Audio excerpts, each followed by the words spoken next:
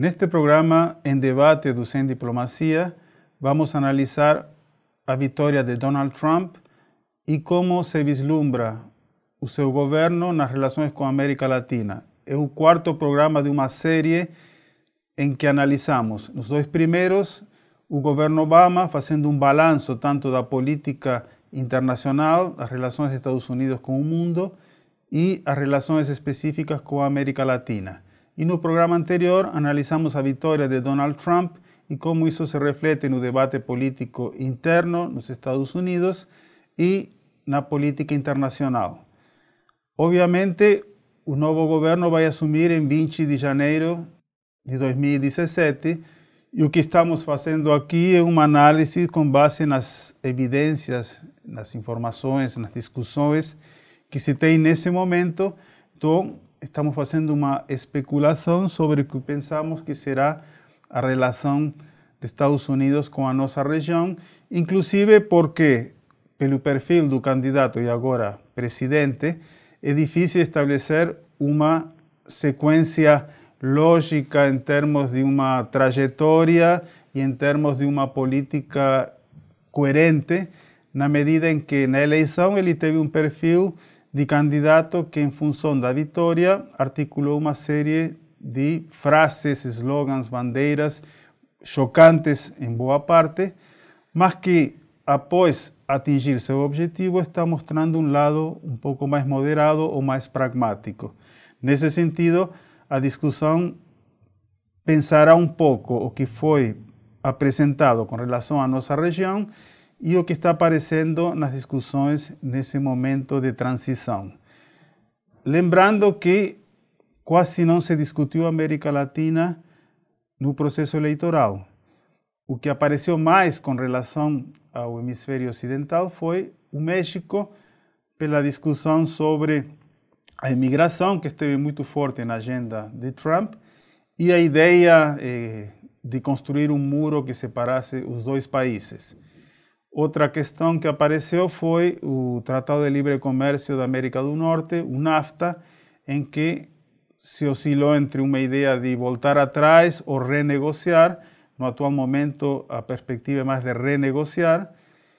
E com relação ao resto da região, não houve praticamente menção, não houve uma discussão específica, inclusive da outra candidatura de Hillary Clinton, sobre qual seria a política.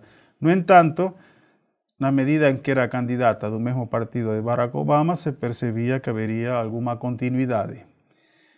E o terceiro tema importante que apareceu foi Cuba, em termos de que, primeiro, Trump disse que não mudaria o acordo estabelecido a partir de Obama, embora não estivesse totalmente de acordo com ele, mas achava que era uma questão correta.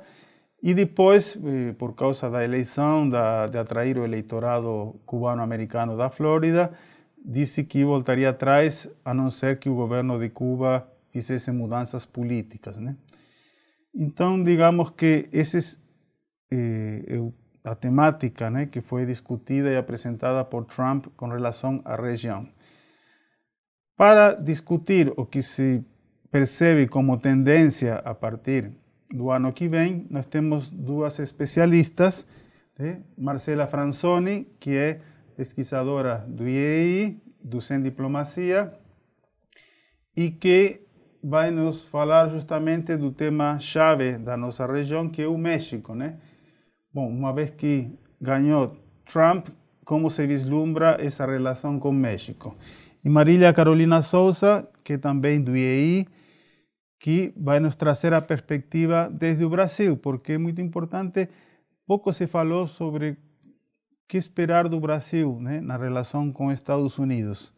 Então, ela vai trazer essa perspectiva e, claro, um pouco pensando no entorno subregional em que o Brasil está inserido aqui na América do Sul. Então, na próxima parte do programa, vou passar a palavra para as duas colegas para fazerem suas considerações.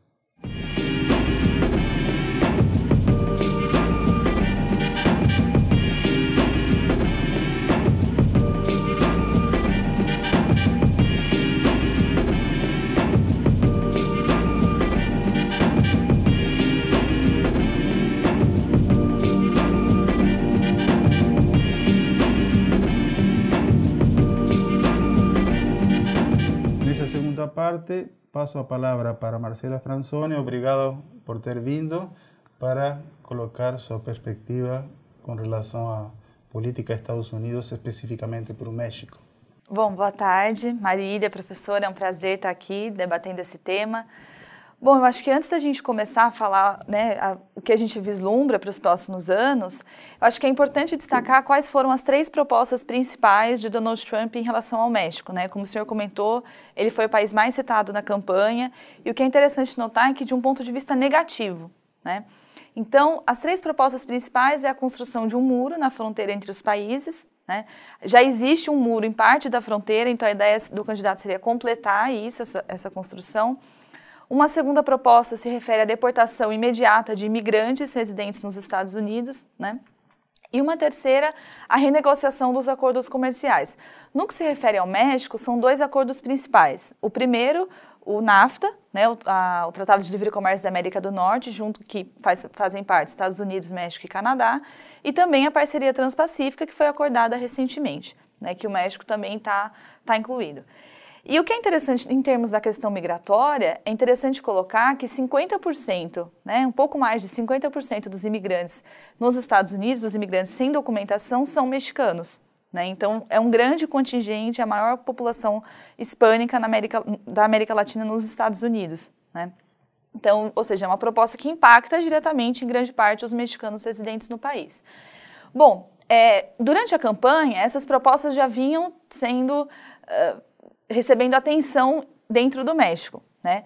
Dada a preocupação do presidente mexicano, do presidente Enrique Peña Nieto, em relação a essas propostas, o presidente convidou os 2 candidatos, na época, né, candidatos à eleição, Hillary Clinton e o Donald Trump, a visitarem o México e a terem uma conversa com o presidente. Somente o Donald Trump acabou indo, essa visita foi em 31 de agosto, gerou uma declaração conjunta dos 2 governos, né? E depois, um dia depois, no dia 31 de agosto, Donald Trump faz um discurso no Arizona, onde ele diz que o México não sabe, mas que de fato ele vai pagar pelo muro, né?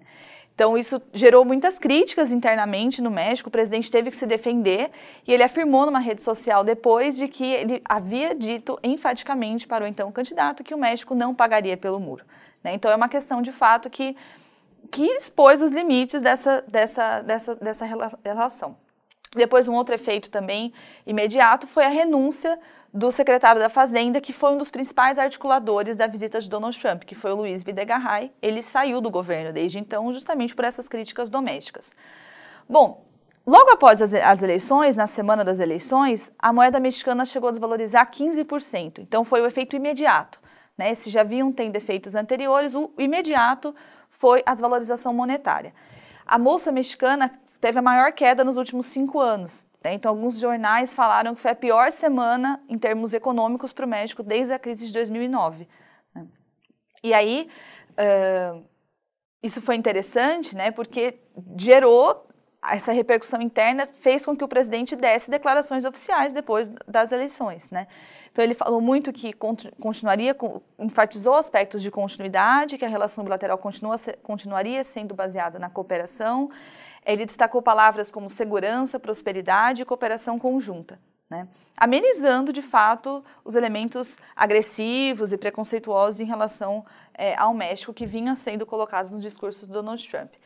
E depois, logo após, né, a secretária de Relações Exteriores, a Cláudia Ruiz, ela falou em um programa televisivo onde ela disse que, novamente, né, caminhou na mesma linha do presidente Enrique Peña Nieto, e disse que o México está aberto para negociações e que agora, com a eleição de um novo presidente, serão discutidos os marcos dessa relação bilateral, né? E aí um dos repórteres perguntou para ela diretamente, mas o México vai pagar pelo muro? Né? E ela respondeu que não, que o México não vai pagar, porque o México trabalha com uma visão baseada na integração, né? Bom, então acho que os 2 efeitos imediatos após as eleições foram esses, o monetário e o efeito social, né, no sentido dos fluxos migratórios. Mas, de fato, a grande incerteza ainda do que vai ser implementado, né? Como o senhor destacou, muitas das medidas, como a própria renegociação do NAFTA, depende também do Congresso americano, né? E do que isso vai gerar também dentro do México, né, da forma do México reagir a esse cenário. Muito obrigado, Marcela. E agora passo a palavra para Marília Souza, que vai tratar da outra parte da região, América do Sul, especificamente o Brasil, né? Obrigada pelo convite, professora Hebe, um prazer estar aqui. Marcela, um prazer muito grande debater esse tema com vocês. Eu acho que essa discussão da eleição, né, enfim, do processo eleitoral e agora da vitória do Donald Trump, nos traz algumas dimensões para refletir sobre o cenário do hemisfério ocidental como um todo e para a América do Sul, quais seriam aí os reflexos.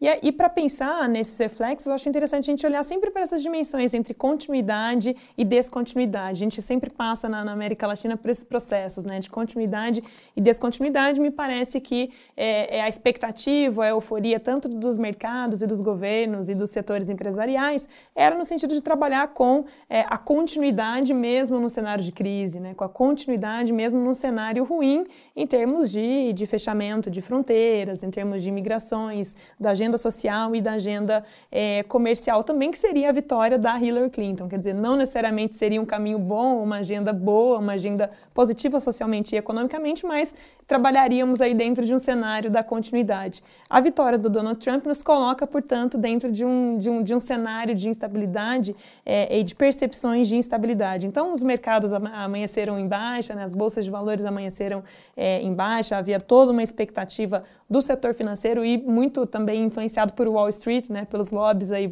ligados a Wall Street, da vitória da Hillary Clinton. Portanto, quando a gente olha para a vitória do Trump, a gente tem que primeiro analisar, quer dizer, o que das promessas, o que dessas falas explosivas da campanha de fato irão se configurar, o que vai se materializar, já que ele tem que passar pelo Congresso, ele tem que passar isso por um debate mais profundo dentro do Partido Republicano, já que a sua própria candidatura gerou uma série de fissuras dentro do próprio Partido Republicano. Então, quando a gente olha para as expectativas para a América Latina, acho que a gente pode olhar para algumas agendas, como, por exemplo, um restabelecimento das relações que, pelo menos, ele colocou na campanha com a China, uma relação mais crítica, uma relação de denúncia, inclusive, aos câmbios artificiais praticados pela China, o que pode nos colocar em uma posição de tentar criar espaços de barganha para entrar no mercado americano e agora com mais possibilidade de barganha, já que os americanos estão tão críticos assim com relação à China. Um outro mecanismo, e aí o Brasil poderia aproveitar esse espaço, é justamente dentro dessa reflexão ou desse reposicionamento das relações dos Estados Unidos dentro do NAFTA, que eu acho que pela primeira vez aparece tão publicamente de forma crítica. E dentro dessa crítica ao NAFTA, eu acho que de repente a gente pode imaginar possibilidades para ampliação de comércio, possibilidades para repensar alguns mecanismos aí para setores específicos do Brasil. E dentro disso, o Brasil, por exemplo, teria possibilidades de olhar para as políticas energéticas, para possibilidades em termos de exportação de proteína animal, soja e assim por diante. Então, acho que há aí algumas possibilidades. No que se refere às relações bilaterais, eu acho que tem três aspectos principais para a gente observar. A primeira, nós temos relações culturais e relações valorativas com os americanos que independem de quem está governando o país, quer dizer, relações que se materializam, sobretudo desde o final da Segunda Guerra Mundial, quando o Brasil se posiciona, né, favorável aos Estados Unidos, e desde então a gente tem uma relação de estabilidade política amigável, digamos assim, não tão próxima, mas amigável, quando a gente olha para as relações políticas entre os dois países. E isso não mudou até então, mesmo com mudanças tanto à frente da Casa Branca quanto no governo brasileiro. Um outro aspecto, isso ficou muito claro na campanha, nós sequer aparecemos ao longo da campanha, né? Quer dizer, portanto, não estamos dentro da escala de países prioritários ou ameaçadores ou que geram qualquer tipo de intimidação aos americanos e, nesse sentido, temos aí algum espaço para agir. Então, o Brasil, quer dizer, não tem arma nuclear, não tem qualquer ameaça regional mais ampla que possa gerar preocupação ou um desdobramento maior dos americanos. E terceiro aspecto, as relações civis entre os setores governamentais e a própria sociedade civil, são relações muito duradouras, são relações profundas que dificilmente serão afetadas. E entre os grupos de imigrantes que estão, né, de forma ilegal nos Estados Unidos, o Brasil seria afetado de forma mais lateral e não tão central, tal como a sociedade mexicana que está, e aí sim é mais central. Diante disso, há, por um lado, possibilidades do Brasil, portanto, projetar novamente de uma forma mais bem-sucedida a sua liderança na América do Sul, tal como nós tradicionalmente fazemos quando tem governo conservador ou republicano no poder, mas temos que lidar com o paradoxo de ter um liberal conservador com um discurso protecionista, com um discurso nacionalista e, ao mesmo tempo, um governo atual no Brasil que se coloca de forma neoliberal. Então, são dois paradoxos e vamos ter que reposicionar essas relações. Portanto, eu acho que, se a gente pudesse sintetizar, depende mais do Brasil e da forma como o governo agora irá se colocar enquanto priorizar suas relações com os Estados Unidos. Muito obrigado, Marília. Muito interessante porque aparecem dois polos diferentes, né, do que se pode esperar do governo Trump.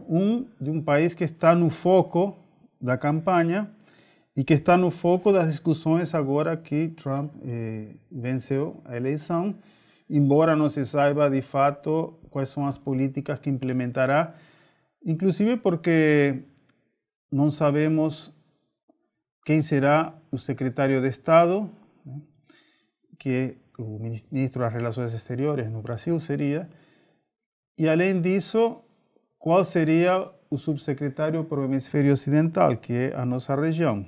Qual seria o seu perfil? Do ponto de vista do México, há um problema, porque está sendo estigmatizado a priori, né, sendo que o México entrou no NAFTA, que foi uma criação do Partido Republicano no governo de Bush pai e que foi aprovado no governo Clinton.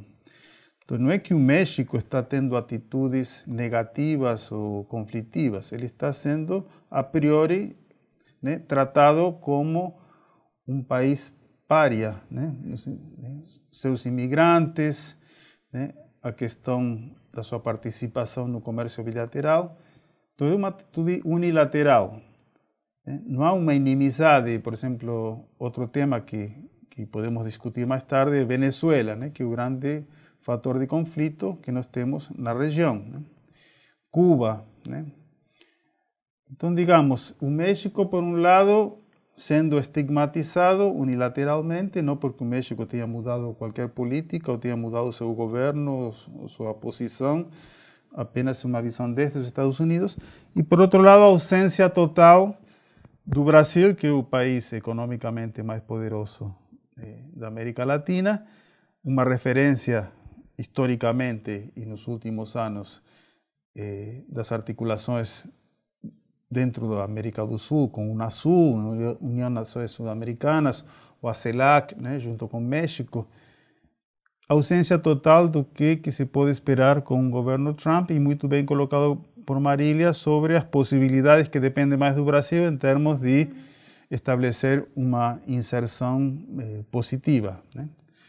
Então, essas são as duas linhas, digamos, um país que é o foco e outro que está numa posição de invisibilidade, né? Sendo que são os dois países mais importantes da região, né? México e Brasil, em termos econômicos.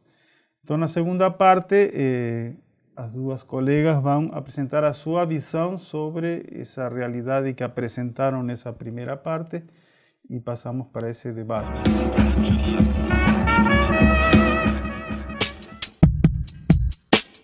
O espaço virtual Sem Diplomacia divulga análises e comentários polêmicos sobre eventos internacionais.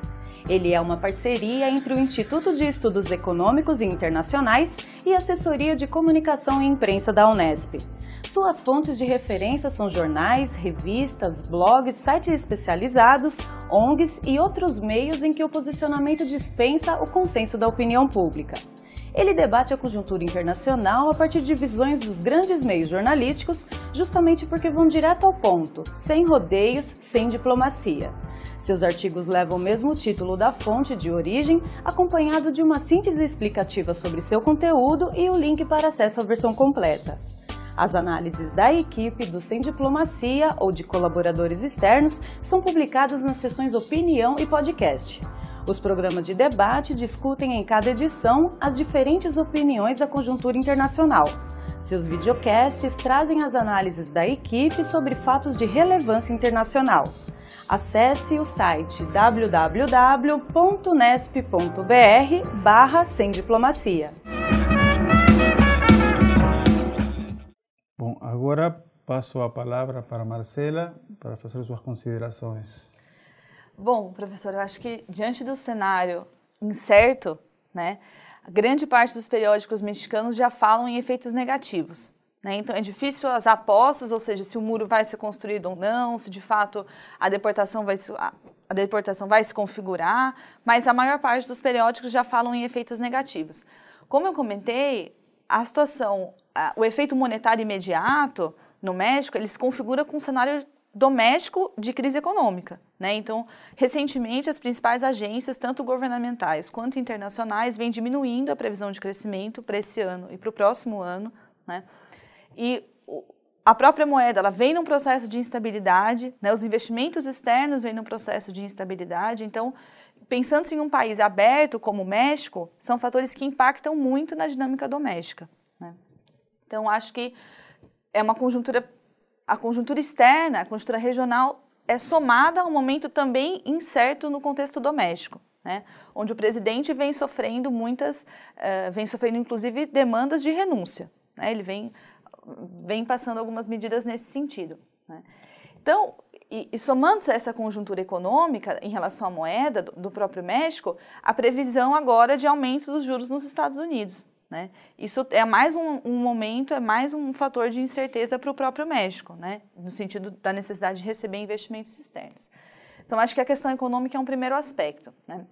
No que se relaciona ao aspecto social, da questão migratória, o discurso de Donald Trump, de fato, se ele vai ser implementado ou não, ele configurou um caráter simbólico muito negativo para o México, né? Ou seja, a imagem que ele passou dos trabalhadores mexicanos que vivem nos Estados Unidos, das empresas multinacionais instaladas no México, né? Como, por exemplo, as maquiladoras, né?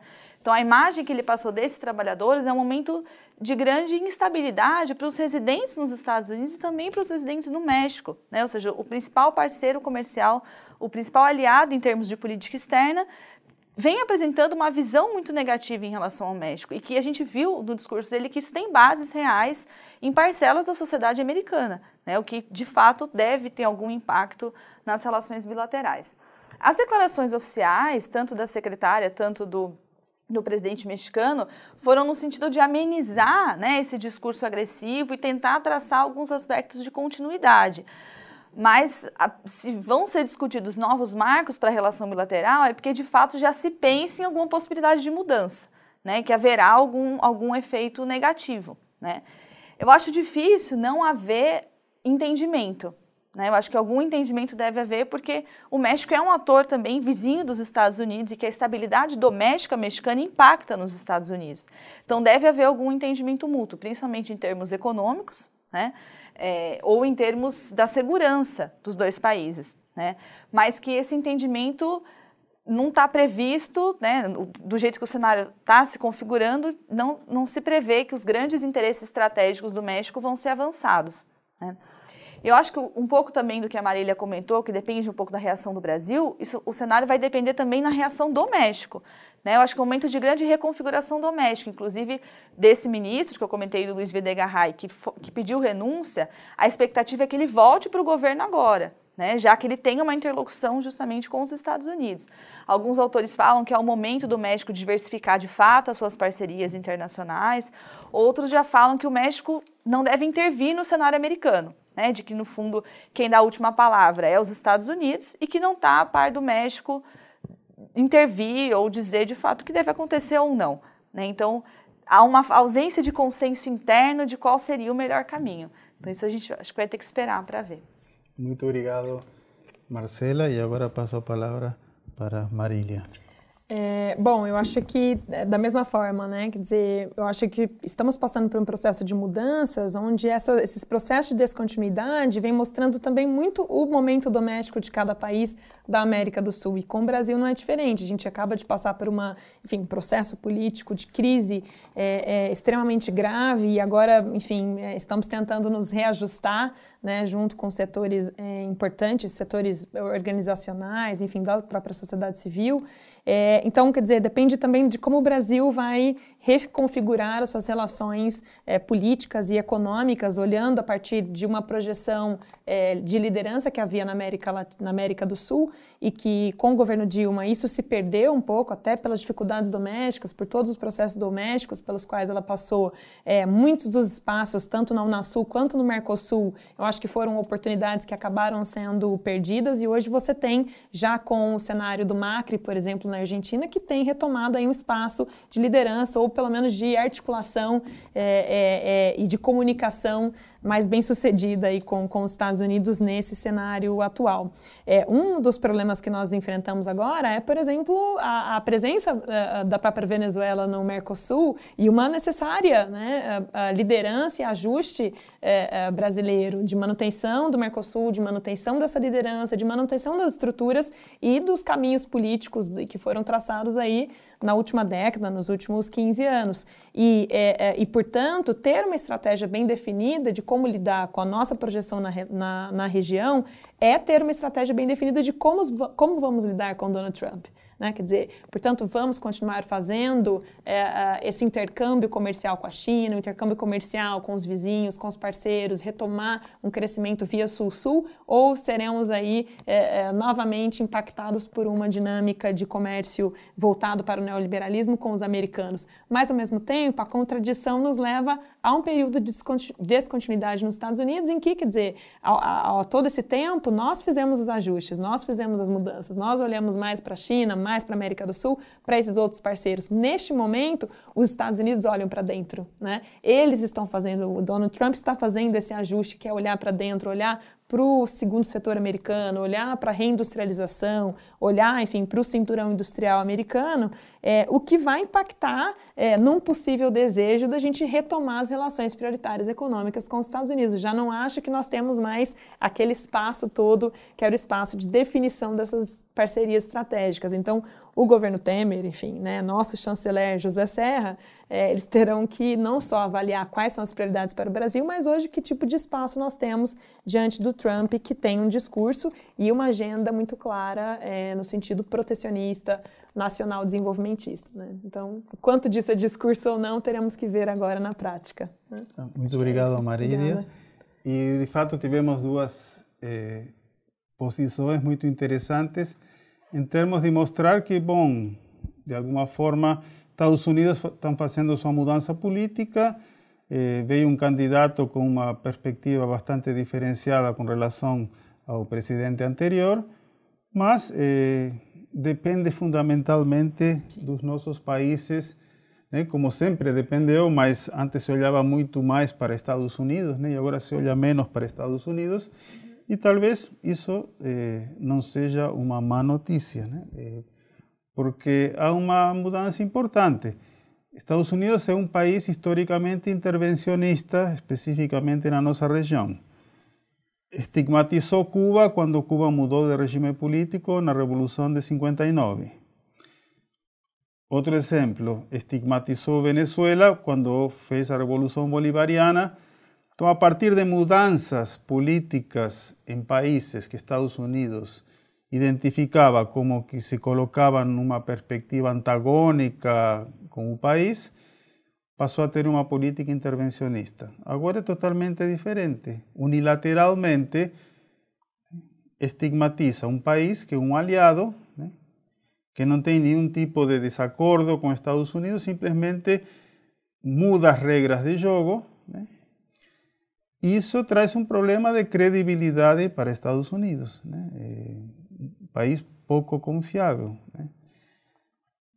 E nas questões de Cuba, por exemplo, ou que se vê no âmbito das relações com a América Latina, há uma questão que fica de Obama, não vou dizer que o legado de Obama, porque é uma conquista mútua, né, que é distender, né, as relações regionais, né. O acordo com Cuba é um aspecto de distensão que foi feito com o apoio de todos os presidentes da região, foi aprovado na cúpula de Panamá.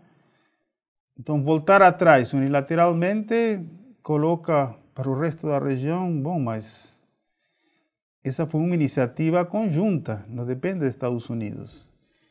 Na questão da Venezuela, é de fato um problema, a questão do conflito interno no país e como que Estados Unidos vão se posicionar. No momento está sendo apoiado por Estados Unidos o processo de negociação entre a oposição e o governo. Mas suponhamos que essa negociação não avance e quando assume Trump toma uma postura diferenciada, sendo que o resto da região aposta na negociação. Então, digamos que essas posições assumidas por Trump, que não sabemos se serão consolidadas como presidente, trazem um problema de credibilidade para Estados Unidos, né? E realmente levam a região, né, a que tenha que repensar, né, suas estratégias a partir dos seus próprios interesses e não contar tanto com Estados Unidos. Não por culpa dos nossos países, sino porque os próprios Estados Unidos estão assumindo unilateralmente uma postura de seguir seu rumo sem importar quais são os acordos e as relações estabelecidas. Então, acho que foi muito interessante mostrar esses dois exemplos, México e Brasil, para entender que estamos frente a um novo desafio, mas que não necessariamente é algo ruim. Muito obrigado e até o próximo programa.